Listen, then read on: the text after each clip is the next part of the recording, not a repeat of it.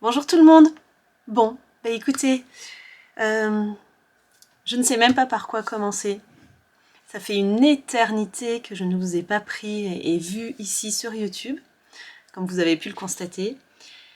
Euh, Plein de choses à vous raconter, mais en même temps tellement de choses que vous savez déjà. Ma vie est très très chargée, très compliquée également, et du coup j'ai dû faire par priorité, tout simplement. Non pas que je vous ai oublié, mais évidemment, je n'ai que 24 heures dans une journée comme vous. De ce fait, les vidéos YouTube sont passées dans la liste, tout en bas de la liste des priorités. Voilà, donc en tout cas, je vous reprends ce début d'année 2025. Je n'ai pas pu vous souhaiter de bonne année au mois de janvier, mais le cœur y est. Vous constatez également qu'il y a quelques petits changements, notamment ceci. Euh, voilà, bah écoutez, on va faire avec. J'espère que ça vous conviendra, autant qu'à moi. En tout cas, c'était indispensable pour moi. Voilà, et puis je n'oublie pas la couture. Ceux et celles qui me suivent sur Instagram le savent. Ce qui me prend maintenant beaucoup de temps, ce sont mes entraînements de force athlétique. Mais pour autant, j'ai besoin de la couture du côté créatif pour me sentir bien. Alors voilà, aujourd'hui nous sommes dimanche, début février, dimanche 9 février, et j'ai un projet couture qui est découpé depuis déjà les vacances de Noël. Je vais vous le montrer, c'est cette jolie veste manteau Annika de fibre mood. Voilà. Et je vais la faire dans la fameuse moumoute noire, moumoute doublée plutôt, noire, pailletée. Bref, je vous montrerai au fil de la couture. Et donc je reprends contact avec vous, le lien avec vous par ce vlog couture, comme j'ai l'habitude de faire. Et voilà, alors comme nous sommes dimanche, vous entendrez certainement le bruit de ma maisonnée, l'agitation avec mes enfants. Et puis voilà, je ne pense pas terminer la veste aujourd'hui, on est déjà milieu d'après-midi, il est 16h38. Ça m'étonnerait que je termine aujourd'hui, mais je vous publierai sur YouTube les premières étapes et je continuerai de vous raconter un petit peu ma vie en même temps. Voilà, allez, c'est parti.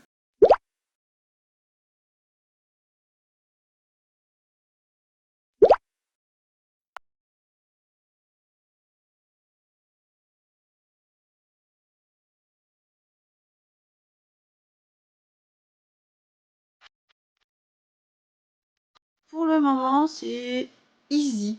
Je vous montre quand même le tissu que j'ai choisi. Voilà. C'est le fameux tissu que j'avais acheté au CSF, donc pas 2024 mais 2023, sur le stand de la Tissu Tech de Charlie, je crois que ça s'appelait comme ça. Voilà, et donc des tissus magnifiques.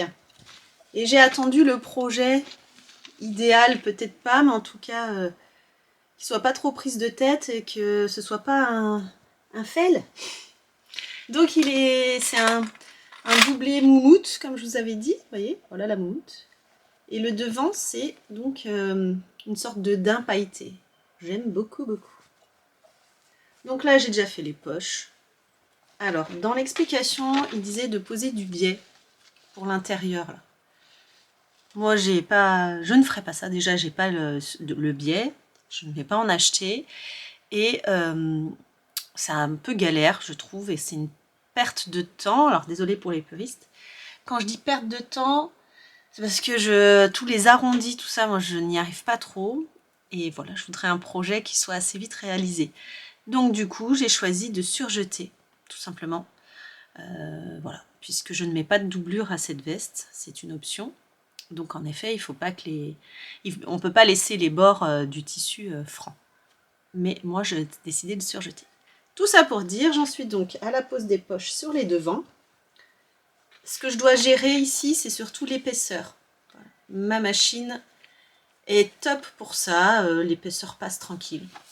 Donc, donc on va voir la suite. Voilà, c'est parti. Alors, je vous reprends parce que je suis à une étape intermédiaire de la veste. Ça démarre bien. De toute façon, j'avais lu le schéma de montage, le plan de montage avant. Ça me fait beaucoup penser au manteau Ayam Artemis de Ayam Patterns. qui est très simple. C'était le tout premier manteau que j'avais fait. Donc je vais vous montrer, là j'ai posé les poches et, sur les devants et je les ai posées sur mon mannequin de couture. Donc je vais vous montrer ça. Voilà, ça donne ça. Là pour l'instant c'est nickel, hein. Pas de problème. Donc comme ça vous verrez peut-être un peu mieux le tissu, même si mon éclairage est du coup un peu sombre et le jour commence à tomber. Donc là je vais poser le dos et les manches. Je pense que pour ce soir ce sera déjà très bien. Si j'arrive jusque là ce soir, je serai très contente. Ça y est, j'ai posé le dos. Voilà. Bon, rien de difficile hein, jusque là.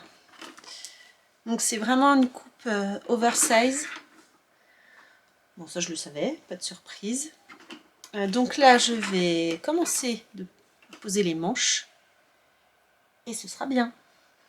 Ok, à tout à l'heure.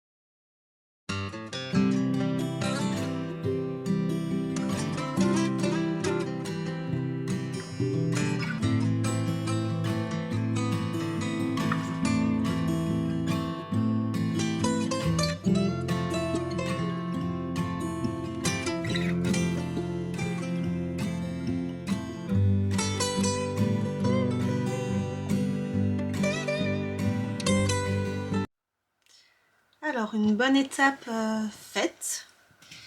Attendez, j'essaie de vous montrer. Voilà, j'ai posé les manches. C'est assez facile. Et donc, normalement, vous aurez vu juste avant, moi, j'ai surjeté. Normalement, ici, ils préconisent la pose d'un biais. Donc, non. Moi, je surjette et je trouve que c'est très bien. Voilà, là, vous voyez bien. Voilà. L'avantage de ce tissu avec la moumoute, c'est que le surjet ne se voit pas trop. Je trouve que c'est joli. Enfin, en plus, pour l'intérieur de la veste, voilà, c'est suffisant pour moi, en tout cas.